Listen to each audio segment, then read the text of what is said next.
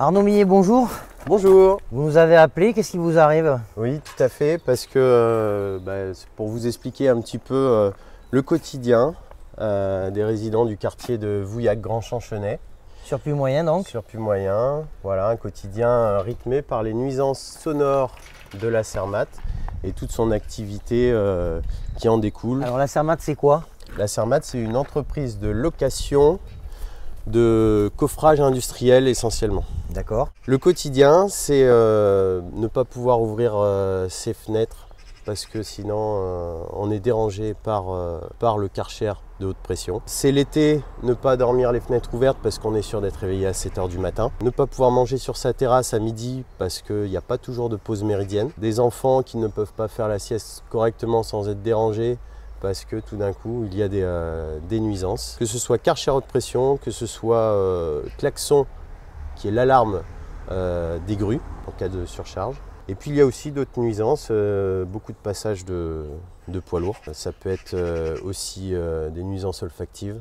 Certaines rues subissent un petit peu plus la pollution de tracteurs diesel, etc., de manutention. Puis aussi le quotidien, c'est une partie du quartier où la voirie est complètement défoncée, pour parler familièrement, par tous ces passages de poids lourds. Aucun travaux ne sont faits puisqu'on sait que la voirie sera automatiquement dégradée. Alors ça fait partie en fait de la présence de la Cermat, c'est-à-dire que à la base il y avait un grand trottoir, il n'y avait pas assez de largeur pour les poids lourds, donc du coup ils ont dû prendre un petit peu sur le trottoir, et ce qui fait qu'on n'en a pas aujourd'hui. D'accord. Alors Arnaud, là donc on se retrouve devant la Cermat, c'est un vieux dossier puisqu'elle était censée déménager depuis 2005, ça n'est toujours pas le cas, qu'est-ce qui se passe?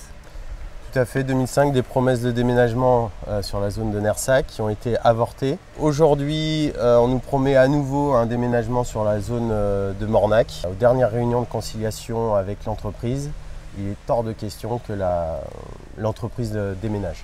Alors on parlait des nuisances, on les entend un peu au loin. Vous les avez enregistrés, vous? Voilà, alors là ce qu'on peut entendre c'est le Karcher haute pression qui nettoie plutôt des nouveaux coffrages, donc ça fait un petit peu moins de bruit. Écoutez ce que quand ça on donne. a affaire aux anciens coffrages.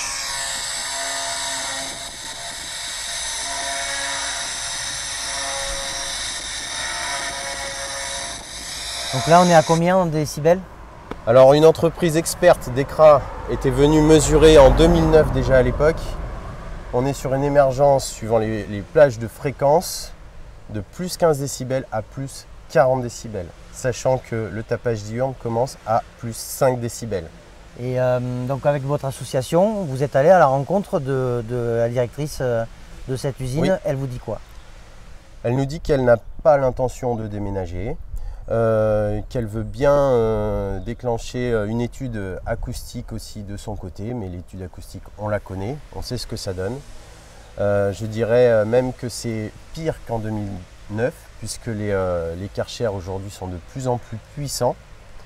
Ils ont abandonné la toxicité des produits nettoyants au profit par contre d'une pulvérisation de Karcher bien plus intense. D'accord. Vous avez tenté beaucoup de négociations à l'amiable. Aujourd'hui, qu'est-ce qui va se passer? Vous allez monter en puissance? Il y a des lois qui existent. Il y a des lois pour les particuliers, mais il y a aussi des lois pour les entreprises, surtout quand celle-ci est en plein milieu d'un quartier résidentiel où le PLUI a changé, où on est en zone d'urbanisme.